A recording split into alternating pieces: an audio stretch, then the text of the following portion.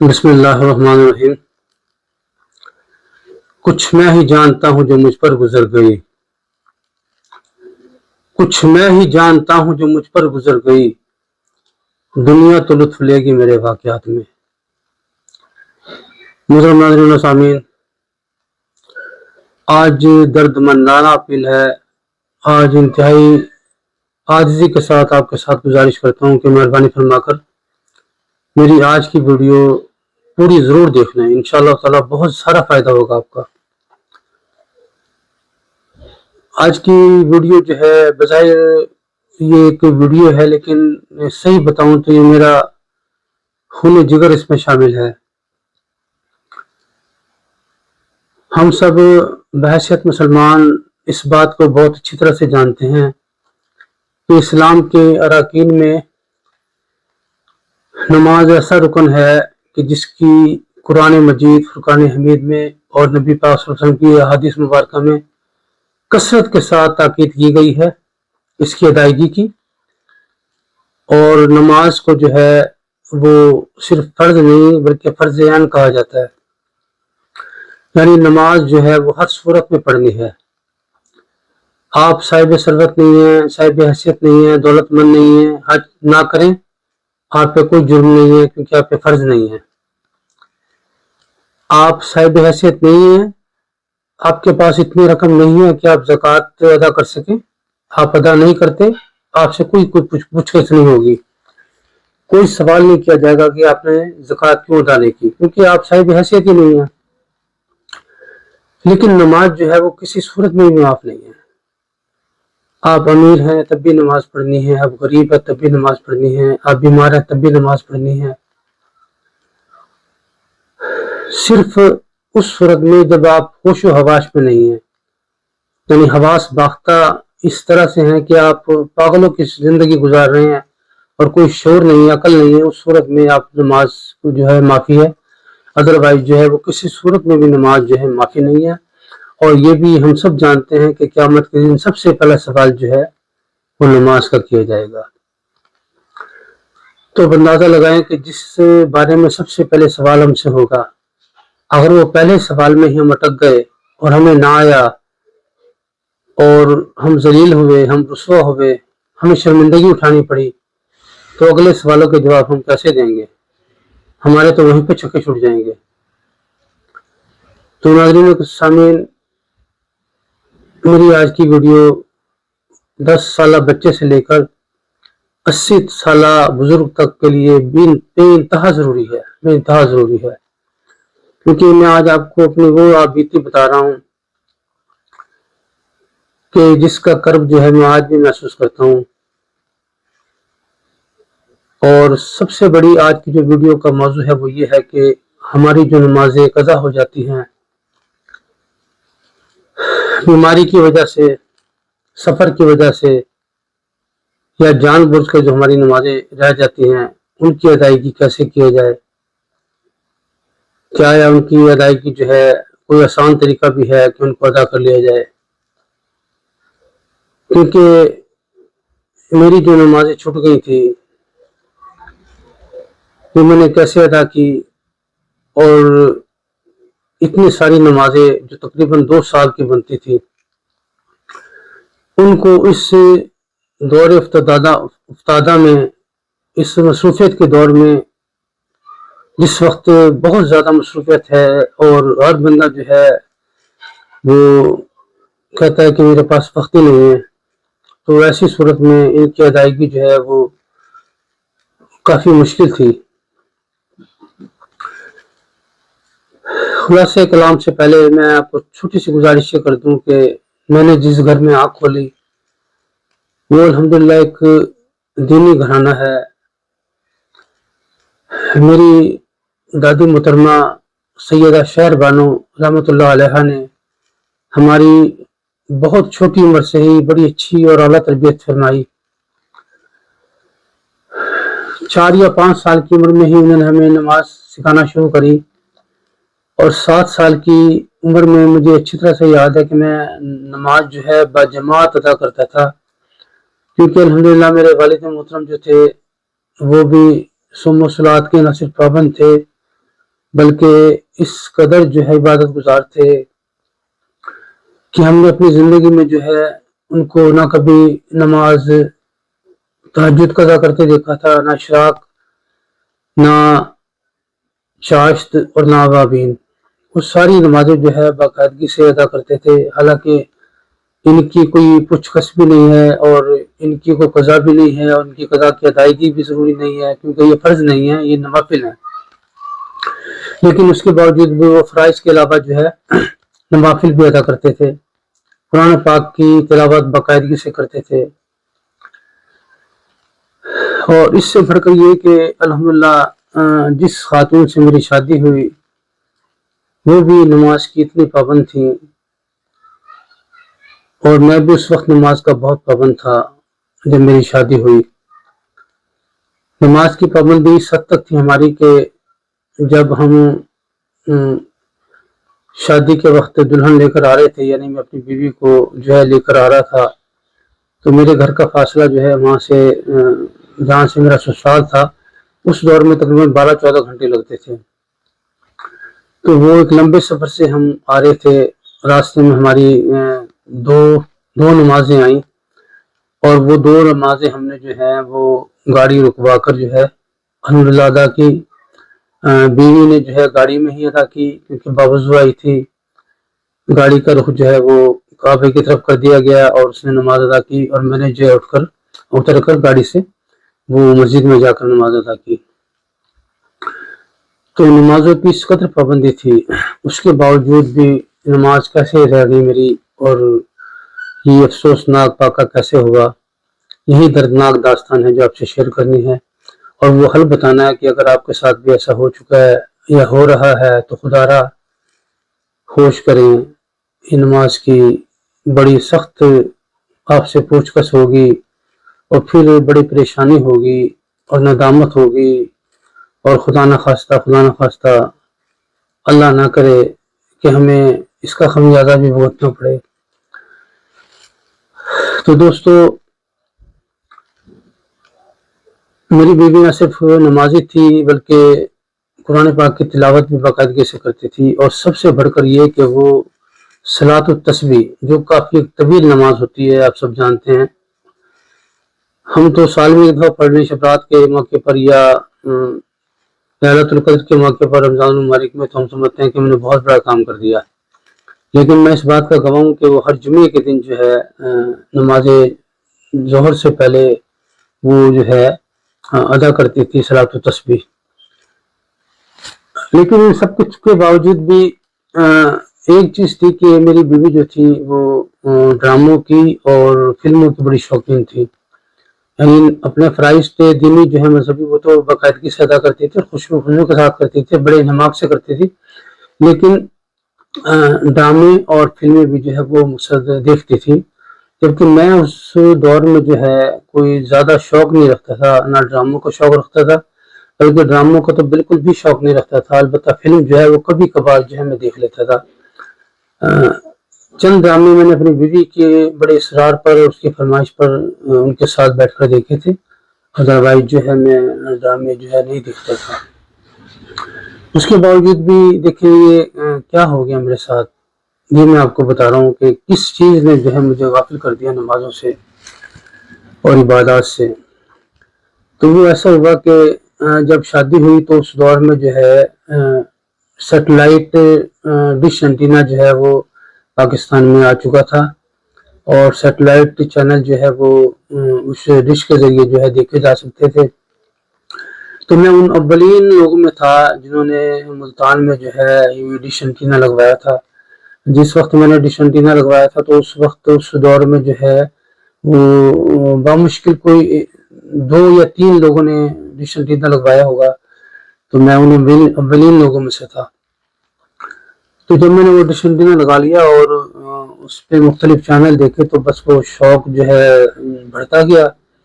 اور دل چاہا یار یہ تو بڑے مزیدار نظارے ہیں، اور بڑا انجوائمنٹ ہے، اور بڑا رنگا رنگی ہے، اور بڑی خوبصورتی ہے، اور بڑی دلکشی ہے، اور بڑی مزیدار چیزیں ہیں۔ تو بس وہ دیکھتے شوق اتنا بڑھا کہ بس وہ ایک چینل سے دوسرے چینل پہ، دوسرے چینل سے تیسرے چینل پر اور اس طریقے سے اس دور میں تقریباً کوئی، جب ہم نے شروع میں ڈش لگائی تھی تو تقریباً 45 کے قریب چینل آتے تھے، پھر وہ 80 ہو گئے، بڑھتے بڑھتے اب تو خیر ہزاروں کی تعداد میں چینل ہیں۔ تو وہ پھر میں بس والٹ پلٹ کرتا رہتا تھا، دیکھتا رہتا تھا، کبھی کوئی چینل کبھی کوئی چینل۔ اسی دوران جو ہے وہ پرتگال سے ایک ٹی وی پروگرام آتا تھا جس میں جو میجک شو ہوتا تھا اور سرکس وغیرہ ہوتی تھی، جب وہ میں نے دیکھی بڑے دلچسپ لگے، بڑے مزیدار لگے، تو وہ میں نے باقاعدگی سے دیکھنا شروع کر دیا۔ اسی طرح سے رشیا سے کچھ پروگرام آتے تھے بڑے زبردست قسم کے، آر ٹی میرا خیال نام تھا چینل کا، تو وہاں سے جو ہے بڑے مزیدار پروگرام جو ہے میں دیکھنے کو ملے۔ اس طرح سے اسٹار پلس وغیرہ ان پر جو ہے وہ بڑے اچھے پروگرام دیکھنے کو ملے، دنیاوی طور پر بڑے انٹرٹینمنٹ ہوتی تھی اس میں۔ تو وہ دیکھتے دیکھتے دیکھتے دیکھتے کیا ہوا کہ شوق بڑھتا چلا گیا۔ اب کیا ہوا کہ میں شروع میں ایسا ہوا کہ نماز جو ہے وہ پڑھتا تو تھا میں نمازیں، پھر بھی یعنی یہ سب کچھ بھی دیکھتا تھا اور نمازیں بھی پڑھتا تھا، لیکن ہوتا یہ تھا کہ ان کی اتنی دلچسپی ہوتی تھی، اور بعض دفعہ وہ پروگرام آ رہا ہوتا تھا اس کا ٹائم بھی وہی ہوتا تھا جو نماز کا ہوتا تھا، اور بعض پروگرام ایسے ہوتے تھے جو 1.5-2 گھنٹے کے بھی ہوتے تھے، جیسے میوزیکل پروگرام ہے، اسٹیج شو وغیرہ، تو وہ دیکھتے ہوئے پھر کیا ہوتا تھا کہ نماز جو ہے وہ لیٹ ہو جاتی تھی۔ آخر شروع میں ایسا ہونے لگا کہ بھئی نمازیں لیٹ ہونے لگی، ظہر کی جو ہے آخری وقت میں ادا کرنی، عصر کی آخری وقت میں ادا کرنی، مغرب کی بھاگم بھاگ ادا کرنی، اور عشاء کی جو ہے وہ رات 1-2 بجے تک، حتیٰ کہ بعض دفعہ عشاء ایسے ہوتی تھی کہ سخت نیند کی حالت میں، غنودگی میں، اور جناب پتہ نہیں چلتا تھا کتنی رکعتیں پڑھی کیا کری، تو وہ ادا کرتا تھا۔ پھر دلچسپی اتنی بڑھی کہ آہستہ آہستہ جو نمازیں جو ہے وہ کبھی 1 قضا ہوئی، کبھی 2 قضا ہوئی، کبھی 3 قضا ہوئی، آخر ہوتے ہوتے ہوتے تو پھر اس قدر جو ہے وہ جنون طاری ہو گیا ان چیزوں کا، اور شوق لگ گیا، اور نفس ہمارا کو اتنا خوش کیا کہ جناب نمازیں بالکل ہی چھوڑ دی۔ اب کیا ہوا؟ برے کاموں کا برا نتیجہ، جیسا کرو گے ویسا بھرو گے دوستو۔ اللہ تعالیٰ کی رحمت بھی پھر دور ہو جاتی ہے نا انسان سے، جب انسان اللہ کی رحمت سے خود کو دور کرے تو پھر اللہ کی رحمت بھی دور ہو جاتی ہے۔ لوگ کہتے ہیں توفیق اللہ تعالیٰ کی طرف سے ہوتی ہے، بلا شبہ اللہ تعالیٰ کی طرف سے ہوتی ہے، لیکن میں ایک بات ہمیشہ کہا کرتا ہوں کہ بلا شبہ توفیق اللہ تعالیٰ کی طرف سے ہے، لیکن توفیق مانگنی بھی چاہیے اللہ تعالیٰ سے،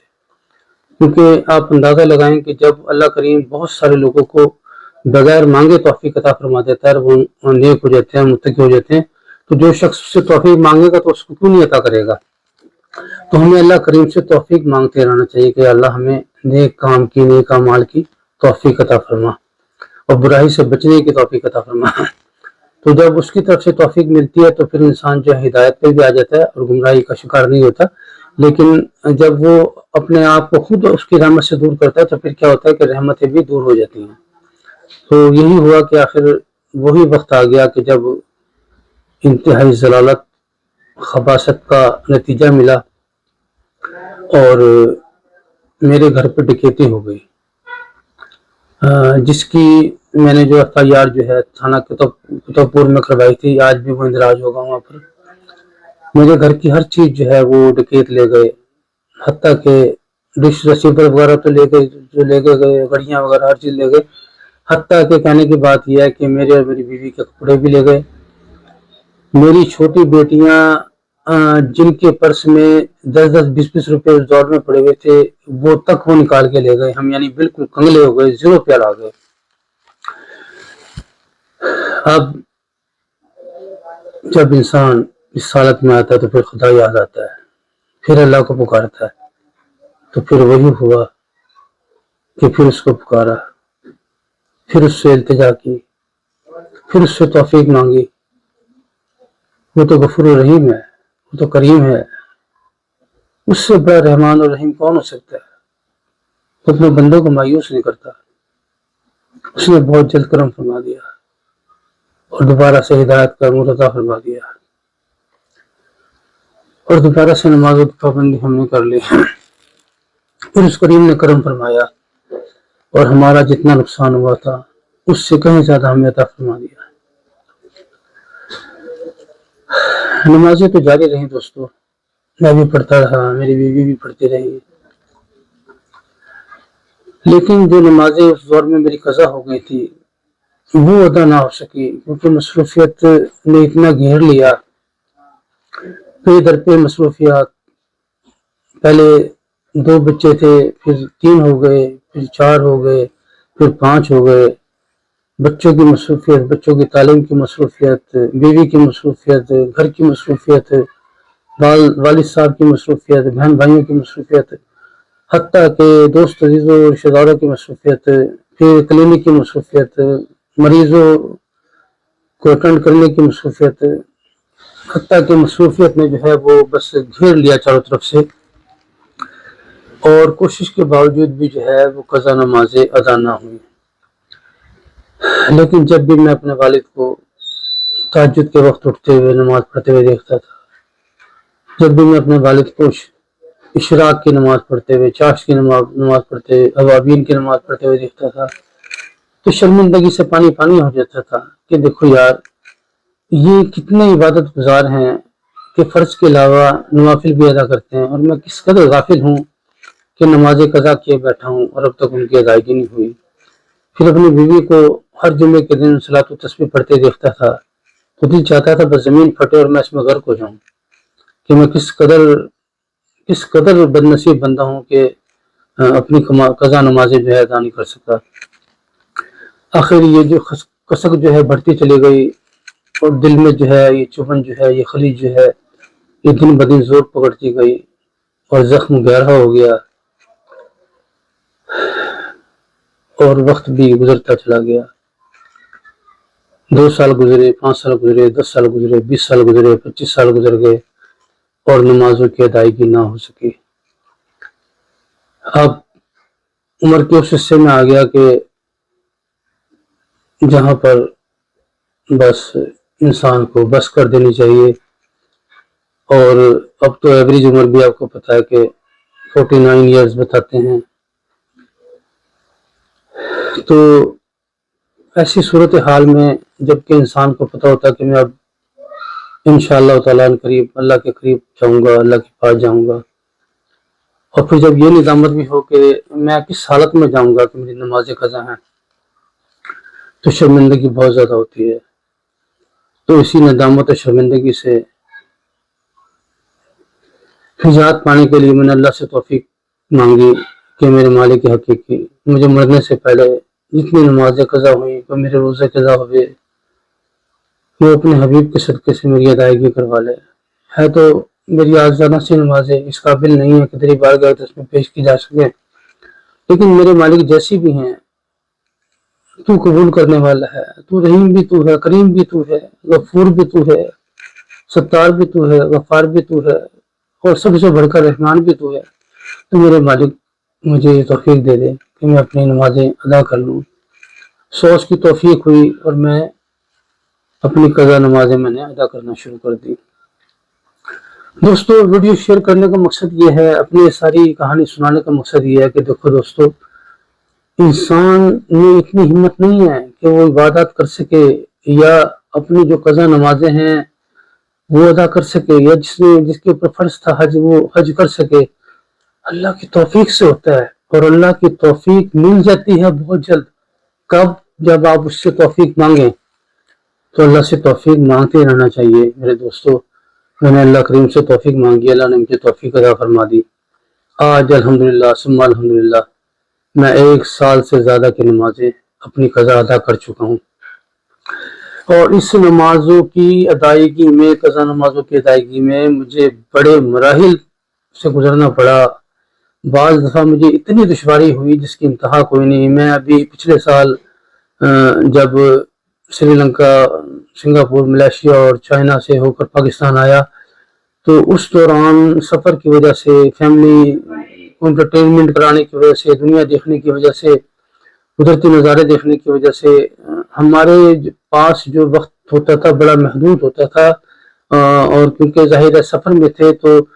اس صورت میں جو نمازیں فرض تھی اور جن کو ادائیگی پیسے ضروری تھی ان کو بھی بعض دفعہ مشکل ہو جاتی تھی، اور سفر کے دوران وہ جو ہے نماز جو ہے مس ہونے والی ہوتی تھی تو اس کو ادا کرنا مشکل ہوتا ہے. تو ایسی صورت میں قضا نمازوں کی ادائیگی تو جو ہے بہت ہی مشکل تھی. لیکن اس کے باوجود بھی اللہ کی توفیق کی وجہ سے ایسا ہوا کہ میں اس سفر کے دوران بھی الحمدللہ اپنی قضا نمازیں جو ہیں وہ بھی ادا کرتا رہا، اور ادا تو الحمدللہ ادا کرتے ہی رہا، اور اکثر نمازیں جو ہے وہ بجماعت مساجد میں جا کے پڑھی۔ سنگاپور میں بھی جا ہو گیا، اور چند مساجد ہیں الحمدللہ وہاں بھی اللہ تعالیٰ نے توفیق عطا فرمائی اور جماعت کے ساتھ نماز ادا کی۔ ہاں تو دوستو، یہ سارا کچھ اللہ کی توفیق سے ممکن ہے۔ آج میں اپنی نمازیں جو قضا تھی وہ 1 سال سے زیادہ کی ادا کر چکا ہوں، باقی کچھ نمازیں میری رہ گئی ہیں، وہ بھی انشاءاللہ تعالیٰ اللہ کی توفیق سے ضرور ادا ہو جائیں گی۔ مجھے بڑا یقین اللہ کی رحمت سے کہ مرنے سے پہلے وہ میری ساری قضا نمازیں ضرور ادا کروائے گا۔ جو میرے روزے رہ گئے ہیں وہ بھی اللہ تعالیٰ ضرور ادا کروائے گا اپنے حبیب کے صدقے سے۔ تو دوستو، آپ سے بھی گزارش ہے، اگر آپ کی نمازیں رہ گئی ہیں تو خدا را انہیں ادا کر لیں۔ پتہ نہیں کہ صحت اجازت دینا دے، پتہ نہیں وقت ہاتھ آئے نہ آئے، پتہ نہیں ان کی ادائیگی سے پہلے موت آ جائے۔ تو دوستو، اس وقت کو غنیمت جانو، خدا را نماز کی پابندی کرو، خدا را نماز کی پابندی کرو، خدا را نماز کی پابندی کرو، ورنہ میری طرح پچھتاؤ گے، رو گے۔ چھپ کر رونا پڑتا ہے دوستو، چھپ کر رونا پڑتا ہے، خدا کی قسم چھپ کر رونا پڑتا ہے، بندہ کسی کو بتا نہیں سکتا۔ اور یہ باتیں بھی شیئر نہیں کرنی چاہیے، لیکن صرف اس لیے کر رہا ہوں کہ شاید میری شیئرنگ سے، میرے اس بتانے سے بہت سے لوگوں کا فائدہ ہو جائے۔ اللہ کریم ہم سب کو اپنے حبیب کے صدقے سے ہدایت عطا فرمائے، اور ہم سب کو خاص طور پر اپنے جو اراکین ہیں ان کی بھرپور پابندی کرنے کی توفیق عطا فرمائے، اور اللہ تعالی ہمیں مزید بھی عبادت کرنے کی توفیق عطا فرمائے۔ اسی کے ساتھ اجازت چاہتا ہوں، فی امان اللہ، اپنا بہت سارا خیال رکھیں، اللہ حافظ و ناصر، نماز پڑھتے رہیں اپنے لیے